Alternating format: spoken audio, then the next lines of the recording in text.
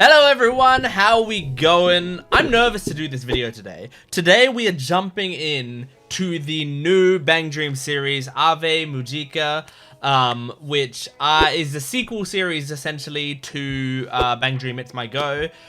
I say sequel series, I really don't know how much like this is gonna tie in to It's MyGo. I mean, obviously it's gonna be focused around Ave Mujica, which we met during and got to know a little bit during It's MyGo.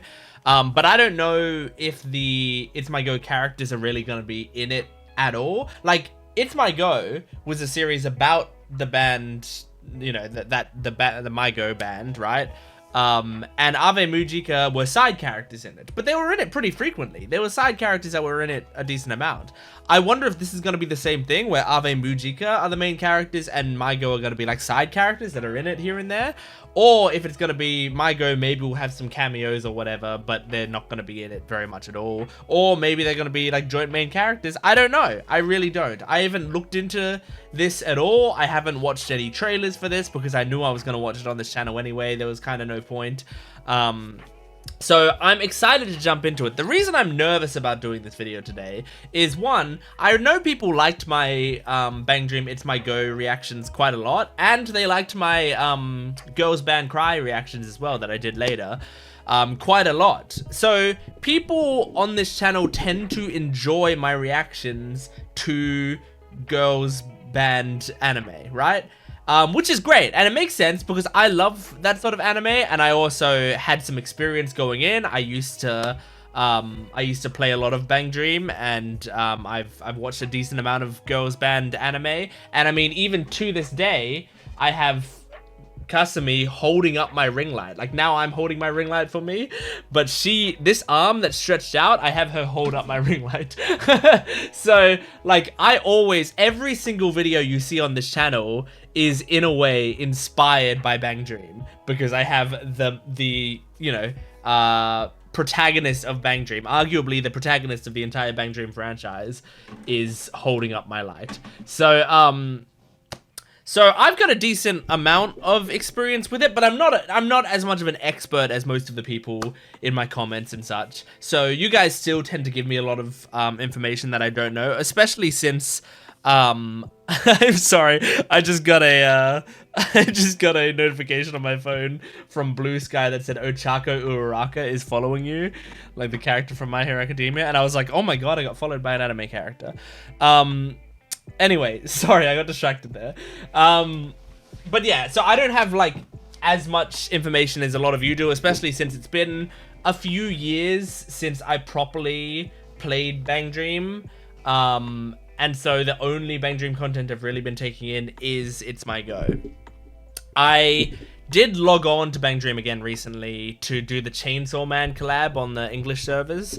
And I got the power card, and then I logged off, and that's kind of all I've done, you know? So, yeah, I'm excited to get into this. I've got some things to say before we get into the actual episode. I know a lot of you are going to skip ahead. Some of you most likely already have. But, you know, I would appreciate if you could watch this just to have my context on, like, what I know going into this and how I feel going into this. And I also want to say that I know for a lot of these band anime, my videos sometimes also get translated into Chinese or subtitled into Chinese and posted on Bilibili and stuff, which is fine. I'm fine with that, because it's an audience that wouldn't have been watching my videos otherwise, because if you know they speak Chinese, then they're not going to understand what's happening in my videos. So so someone clearly puts a lot of work into subtitling that, and I just want to say that, you know, if that's happening again, and some people are watching this with Chinese subtitles at the bottom, thank you for watching, and I hope that you enjoy this, despite the fact that there may be like a cultural barrier there, where sometimes there are things that I say that, you know, are inspired by my cultural understandings and beliefs, and sometimes you guys don't agree with that, but that's okay. I hope you can still get an enjoyment out of this regardless, and yeah, just have fun.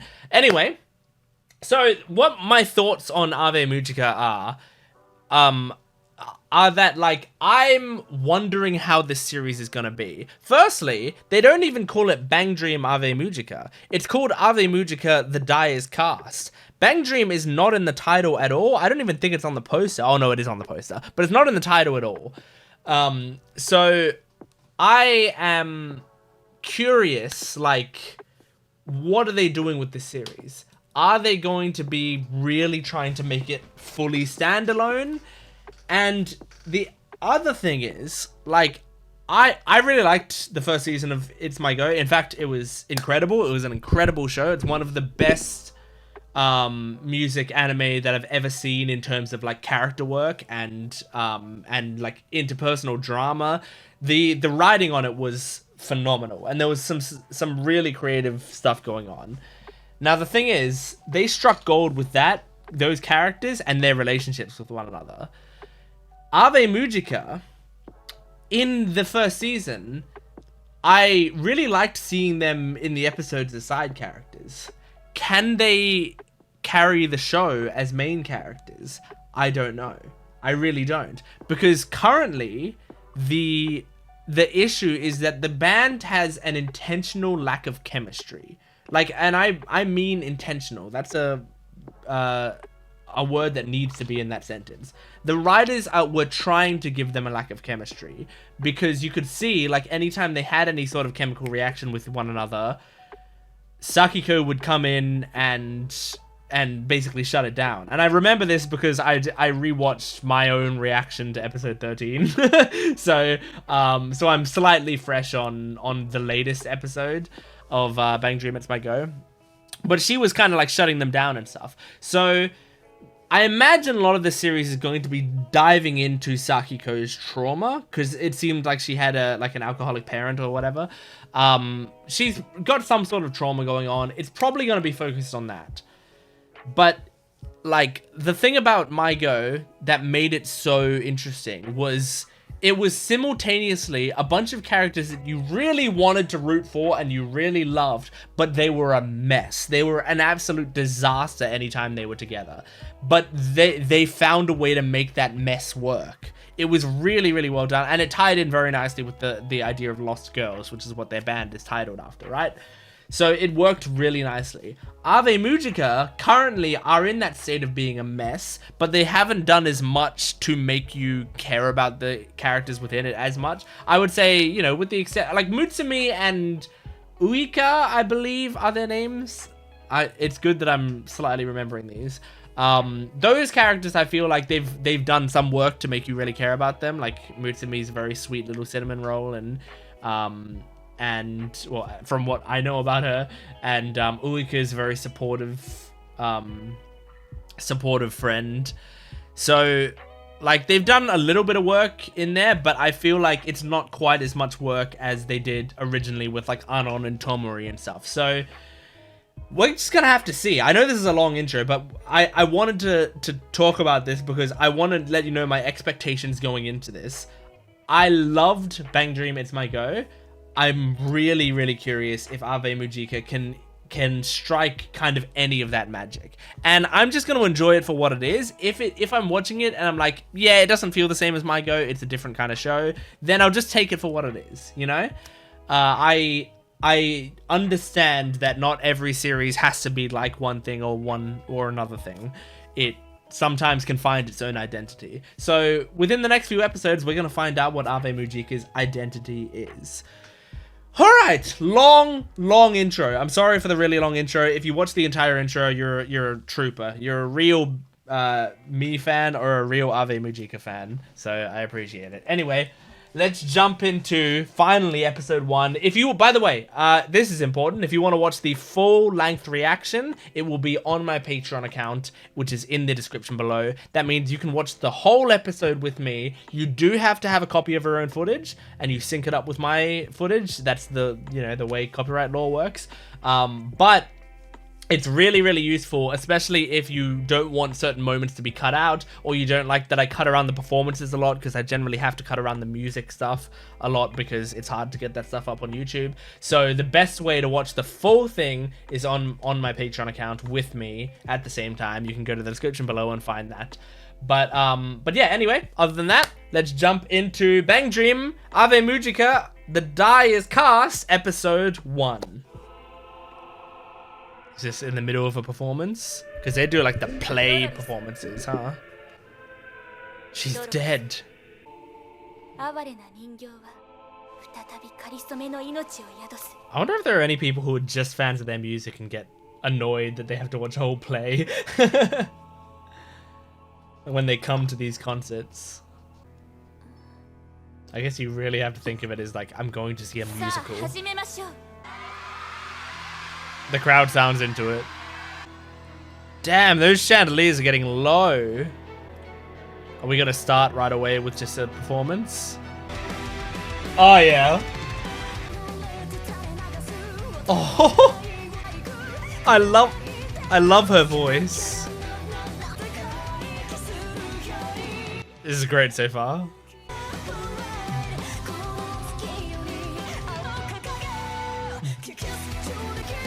Oh, amazing. I like the camera movements. I really like them. Her voice is great. As always, I wish they translated the lyrics, but they're not. And I'm watching it on official sites. She's got some great presence.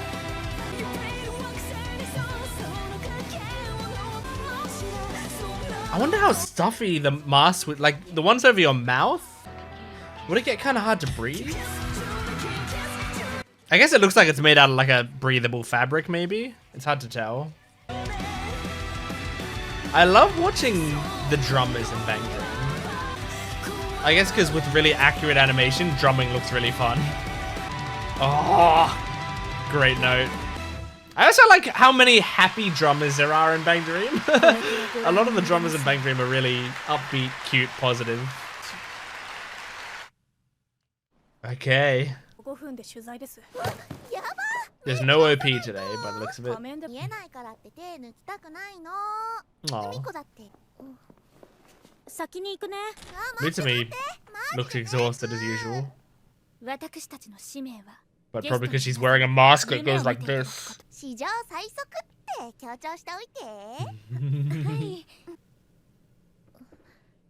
Aww.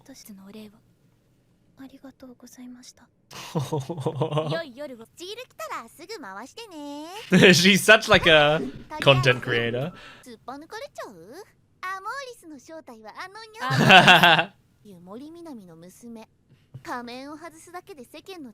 Yeah, you would get a lot more popularity.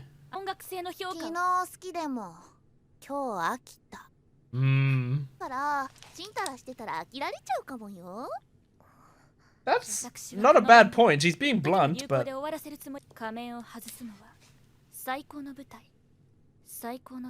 Oh, so you are planning to take the mask off at some point?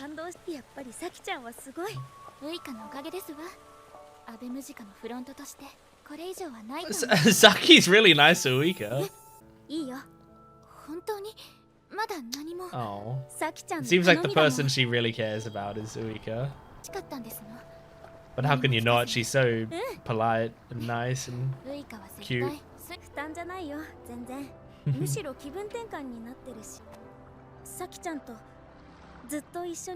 Aww.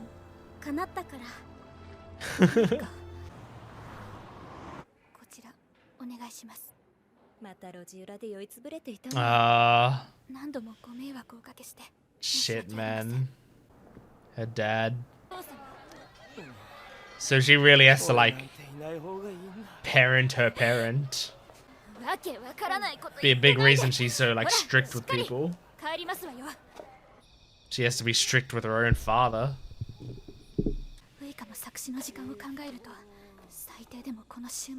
Oh god, she's gonna fucking burn out so quickly. Jesus! The doll! Oh. Oh, look at him there! Although, what, was this in the 50s? Look at them all. So, her mother's death really broke her father by the sounds of it. Now he's just an alcoholic.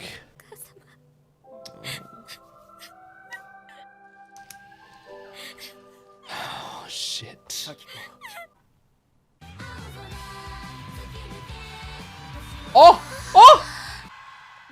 song? Yeah! It's Morphonica!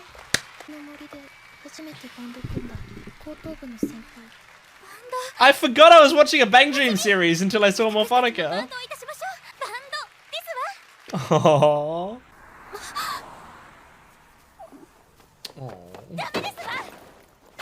I don't think she was going to jump. I think she was just reaching for a butterfly or something.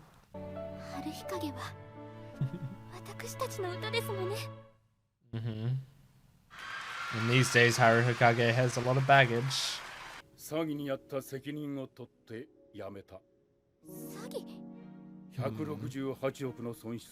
Jeez. Oh my god. And she didn't want to abandon her father? Aww. And I mean, she takes it upon herself to take care of her father. So she takes a lot on by herself. And she's trying to get work so that she can get money to help out. We can't have someone with problems. Jesus. Damn. She wanted to make Crychick work.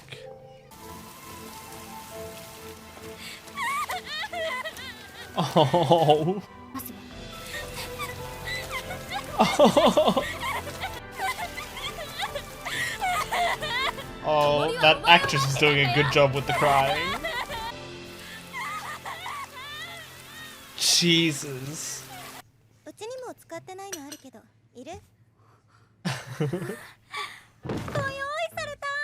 Oh, it's good to see you again, Anon.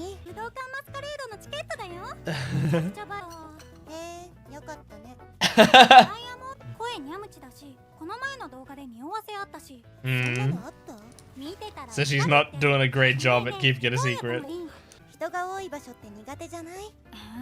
But it's good inspiration. Yeah, get used to it while in the audience.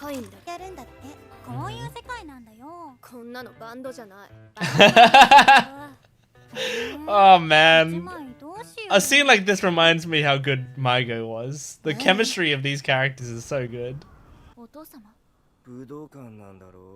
Yep.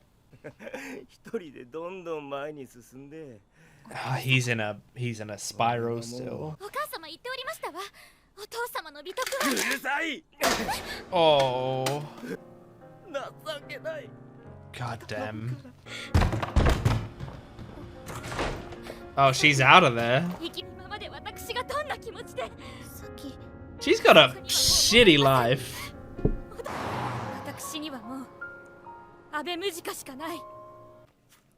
Man, this is rough. This is a tough thing to watch. Oh, she's gonna be a problem. She really hates the mask stuff. I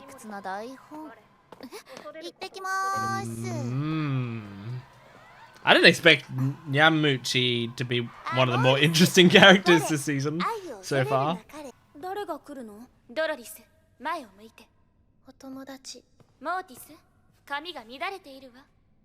What? No, it isn't. It's fine. The instruments aren't even on stage yet. Is this part of the show? Is it? I can't tell if this is supposed to be part of the show. Oh! Oh my gosh! Oh my gosh!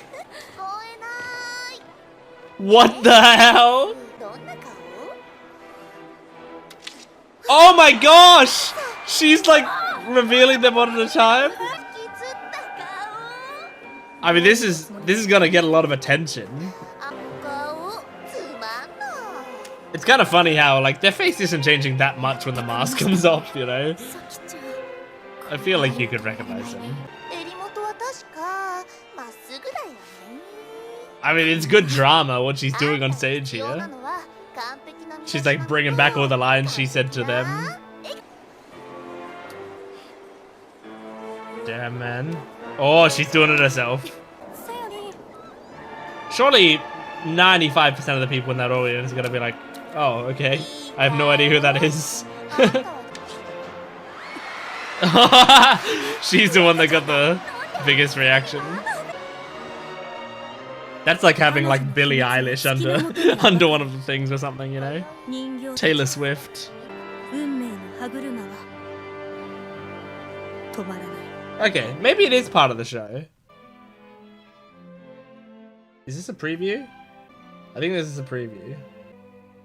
Yeah, that's a preview. Okay, what a first episode. That's wild. Cause there was just a lot of, I mean, honestly, like I think this episode did a good job at like getting us to immediately kind of get the vibe of this show. I feel like this show is gonna be a lot darker than MyGo was. And MyGo was already like pretty heavy and emotional and dark-ish, you know? But like this show, especially if Sakiko is going to be the main character, it's like, the thing is with MyGo, a lot of the time I was like, it was honestly like kind of a feel-good show. And I know that feels strange to say because it was like they were fighting all the time and there was a lot of trauma and baggage and like anxiety. There was a lot of that going on, but the scenes in between those were the characters being goofy, the characters getting along. There tended to be like these more minor resolutions throughout the episodes and like somewhat major resolutions at the end. And then there's an episode like, was it episode 10? That was like one of the most amazing episodes I've ever watched of MyGo, where like they have that really emotional performance where they're all on stage and they're crying. It was so incredible. So like that show, honestly, like it had like a lot of depressing moments, but those depressing moments really served to elevate the happy moments, which there were a decent amount of, I would say. With this show, I wonder, I feel like this show from this first episode could be more consistently depressing. I feel like this show could have, like, most episodes are going to be major downers. But, like, that doesn't mean we're not going to have really beautiful character moments. I reckon we will. I think we're going to have some great character moments of them developing. I mean, even in this episode, there were some cute moments. Like, the Uika and Sakiko talk where Uika was saying, like, I've achieved my dream to be with you forever, or whatever she said. That whole talk was very cute between the two of them. I'm sure we're gonna have more of those sorts of moments. And I mean, maybe I'm just thinking this because they wanted to start off on a really depressing place, but I think this was necessary for the show. They needed to start off by showing us all of or a lot of Sakiko's baggage to begin with right away, because throughout Bang Dream, It's My Go, Sakiko was the villain. She was the, you had Soyo as like a minor villain throughout it or whatever, but Sakiko was the antagonist of the first season, I would say. And the series kicks off, the first season, It's My Go, kicks off with Sakiko being the bad guy, essentially, in disbanding Crychick. Right? For this season to be able to focus on Sakiko, they needed to immediately establish why it is that happened and like exactly how incredibly difficult every decision she makes is for her. So that at the very least, we don't have to agree with her decisions, but at the very least we can understand her. And I certainly understand her. I don't agree with all that she's done. I mean, when you look at the band, and the way that they disbanded, or the way that she quit the band, like it still kind of feels unfair to that group of people. Like, if you look at, Tomori felt very thrown and abandoned by what happened with Crychick, and it damaged her a lot. And like, it's Sakiko's choice whether or not she wants to quit the band or whatever, but her friends were really blindsided by it, and it really, really hurt them. And she didn't offer much in the way of reparations for that, I don't feel like. But at the same time, it's understandable. So it's like, characters can do things that are wrong but understandable. And I think sometimes viewers don't quite get a hold of that idea. Sometimes viewers is like, oh, an action is either understandable and therefore it's the right thing to do, or it's not understandable and it's the wrong thing to do. But there's so much between that, you know? There are some things which is, yes, this is the wrong thing to do, but, like, humans make mistakes. So it's less about what did she do and how wrong it was, and rather what can she do now to change that. Because now all of those actions have happened. She quit Cry-Chick fell apart. Those people had a lot of baggage with it. She was kind of neglectful to a lot of people. And so now, what can Sakiko do to adjust that behavior and change the situation she's in? Now, there are some things that are out of her control. Her father and the way that he is and the way that he's acting, that is largely out of her control and is a really, really unfortunate spiral that he's in. A really difficult spiral, because, like, alcoholism is a condition. It's like, it's a really difficult thing that some people suffer from. And, like, I'm lucky enough that I don't have much experience with it. I don't know many people who have, like, major problems with alcohol or whatever. But I know enough about it. I know enough people that have had problems with things similar to that I feel like I have a decent grasp of what it can do to people. The thing that I find interesting about him is, like, at first I was going to talk about Sakiko's father and say, funnily enough, he didn't seem abusive. He was just self-hating. He skewed abusive towards the end. Like, at the end of the episode, I mean, that was him abusing his daughter. Like, and, you know, people are gonna have different definitions of abuse, but that was abuse, what he did to his daughter. I know he didn't hit her with the can, but he threw a can at her. He blamed her for the baggage that he had. And once again, this is, like, almost understandable. I mean, the man is grieving his wife. Alcoholism is something that people suffer from and people are victims of. So he's a victim of alcoholism as well. And it's not an easy thing to pull yourself out of. The thing is, he has so many emotions swirling in his mind, and he's so frustrated.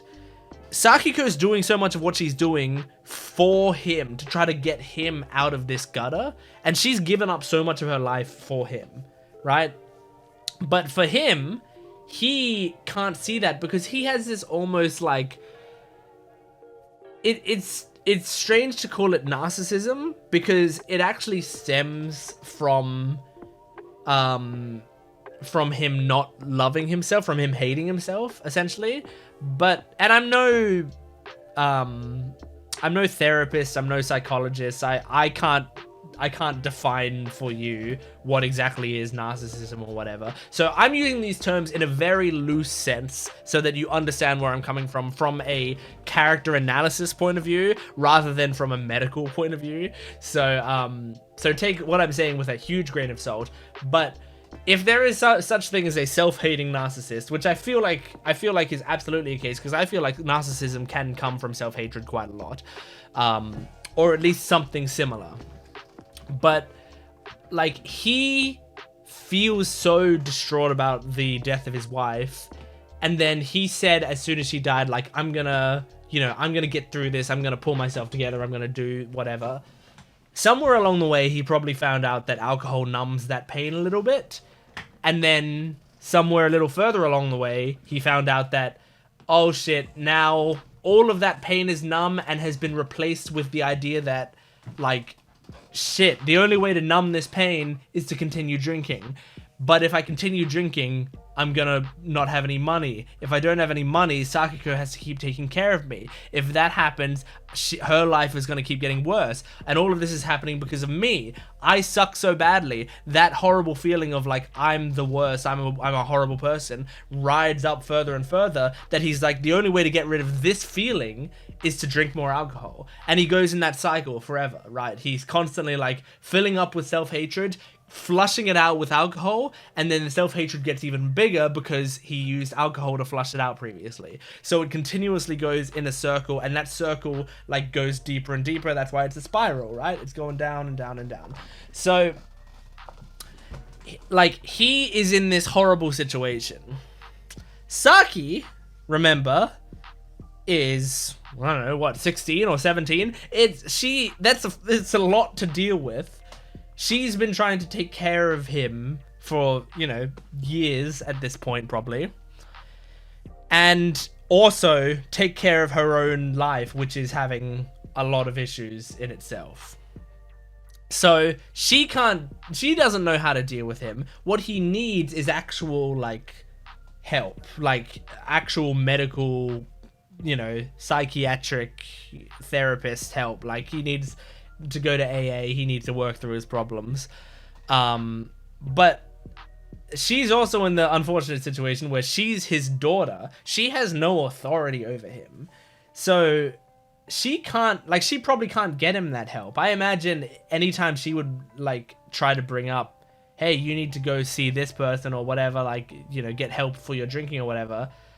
I've seen this sort of behavior before. He would just go like, you know, I don't think it's in the cards for me right now. Or like, okay, yeah, I'll do it. I just have to like turn this corner. Or like, no, I really don't need that. Or we can't afford that. Or, you know, something along those lines, right? That they will always make excuses for why they can't do it, because it feels scary to do that sort of thing. And also, to jump to getting help for something means you must admit to yourself that you have a problem. And to admit to yourself that you have a problem is a huge jump to take as well. So all things told up, Sakiko is in a terrible, terrible situation. Absolutely awful. And 90% of it is not her fault. 95% is absolutely not her fault. She's been put into an awful, awful situation. And to her credit, she's kind of a superhero, like, in the amount that she's doing. Like, she's been taking care of her father. Is constantly having to get phone calls from the police and stuff, having to go pick him up from different alleyways and take him somewhere. Take him home and pay for the taxi, and she's getting second jobs for him and cleaning his house constantly and stuff.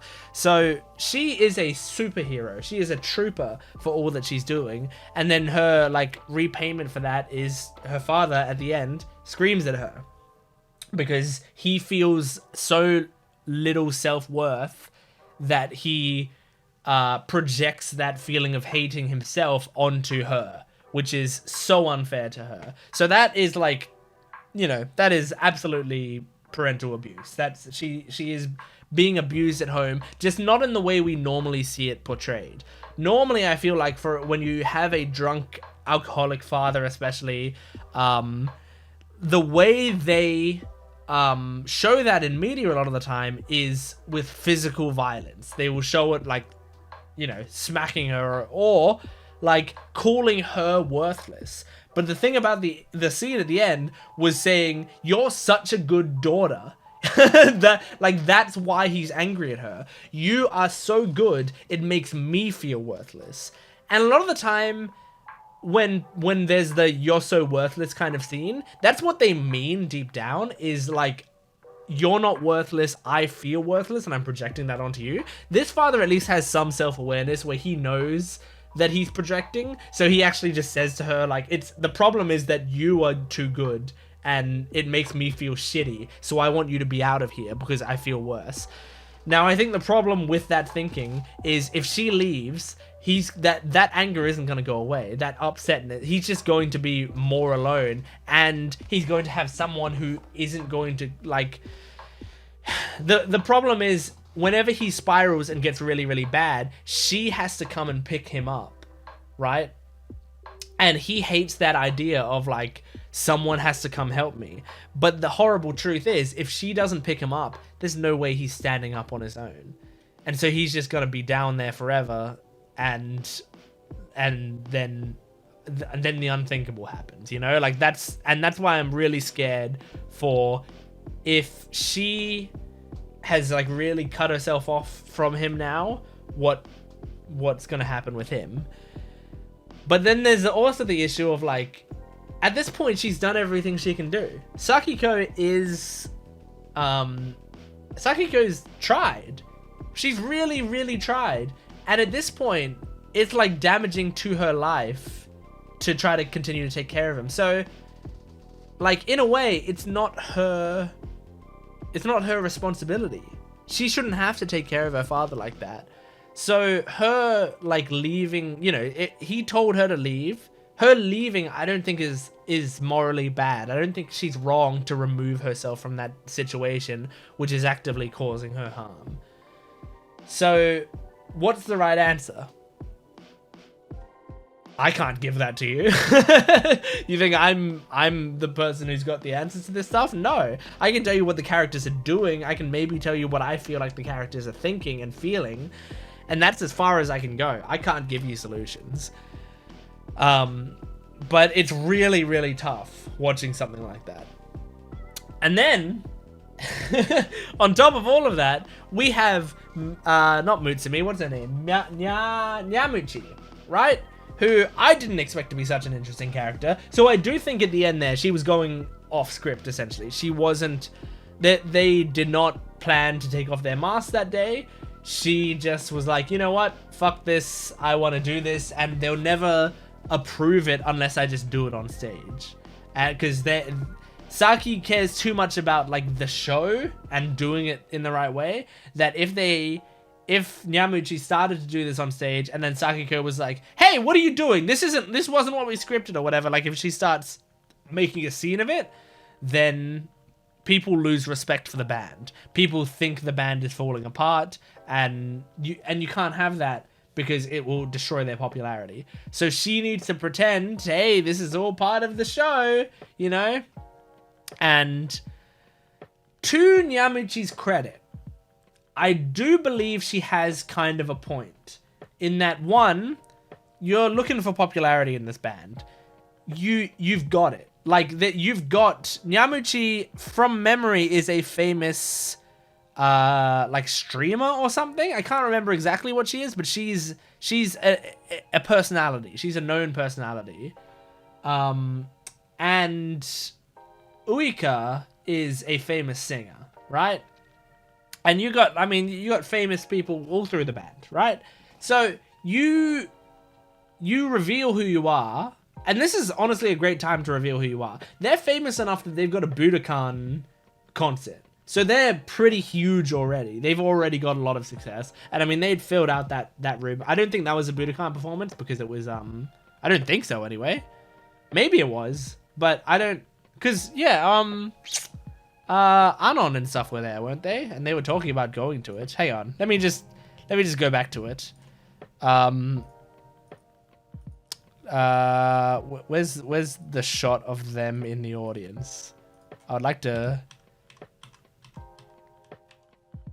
Okay, I just saw a shot of random girls in the audience, so that's not what I was looking for. I can't see the shot of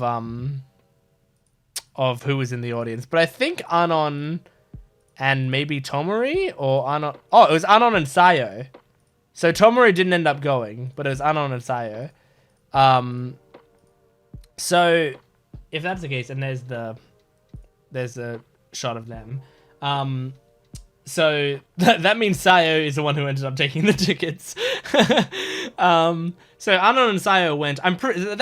This must be the Budokan performance then. The reason I didn't think that is because, frankly, I mostly know about the Budokan because I don't live in Japan. I've never been to Japan. I mostly know about the Budokan from anime. And most of the time when they show the Budokan, it's the center stage, you know, the circular stage that people play on, where the audience is like all around you. But this was like this one you can see it's like a regular full stage. So I didn't even think of this as a Budokan performance, but I guess it probably is. Anyway, what was I saying? So the thing is, like, you've got fame already, and you will get more fame by revealing your mask. Probably at this point in time, it's probably the best time to do it. You've hit this point, which might be the peak of your fame. You might go down from here. You do a stunt while you're at this, and then bam, it's gonna shoot up even more. And then it feels like your band's constantly rising, you know? Then it feels like sometimes people, there'll be like fads, there'll be like phases where people are going like, oh, this thing right now is really popular, but it's probably going to go away in a few weeks, so I won't think about it. If you can keep yourself popular for longer than that time, then those people who are on the fence about checking you out will go, well, okay, now I really need to know what's going on with that band. And then they check you out. And so your popularity goes up even more. And then you start becoming actually famous, a sensation, you know? So, so this is probably a decent time to do this. She's probably right about that. Should she have done it without any of their permission? No, of course not. Like, that's shitty. That's a shitty thing to do because you're throwing all of them under the bus, right? So I wonder how this is gonna go. But like, also the thing is, Saki was not taking opinions. You know, she was like, this is the way we're doing this band. Which, I mean, to be fair, she's the one who's put together the band, who started the band. Like, maybe she is in charge of those decisions. So it probably, like, Nyamuchi should probably be taking a step back and going like, okay, you know, either you say, okay, well, let's do what you want, or you say, listen, like, this, I can only do this if it's in this certain way, otherwise I'm leaving the band. Those are the two options you really have, instead of just making decisions for yourself. But that's not what she did. So yeah, like, it's, I don't know. I feel like Nyamuchi's got she's got leverage is the problem, because she does have a decent grasp on like popularity and what's going to make things famous. And like, also she seems to have a fickle enough personality. She will want to, you know, keep things rolling. And if she's a content creator, she knows about trends. You know, she knows how to roll with them, how to move forward with them, how to make them popular. And I think also like the idea of like, if she does content creation or whatever, and again, I can't remember exactly what she does, but I think it's some sort of content creation. If she does content creation, like, the band is getting more popular because of her talents, but she can't use the band to advertise her content creation or vice versa. And that's probably very frustrating for her, especially if you were a content creator. Like, I'm a content creator, as you can see, I'm making these videos right now. A lot of these videos, I like to put my own personal experiences into it. I like to talk about things that are going on in my life because it makes it feel like I can connect with what's happening in the shows more and connect with the people who are watching this video more. If they understand more about me, they might understand why I'm saying the things that I'm saying. And that's my constant thought process. So if she kind of has at least some sort of veil of honesty, I mean, she probably does the sort of idol thing where she obfuscates a lot of what her life is, but she also probably tries to put a lot of her real self into it. A big part of her life right now would be Ave Mujica. If she can't talk about it at all, then it's probably incredibly frustrating for her. And it's probably more difficult to make her regular content having to obfuscate this huge part of her life that other people know about, but they don't know it's her.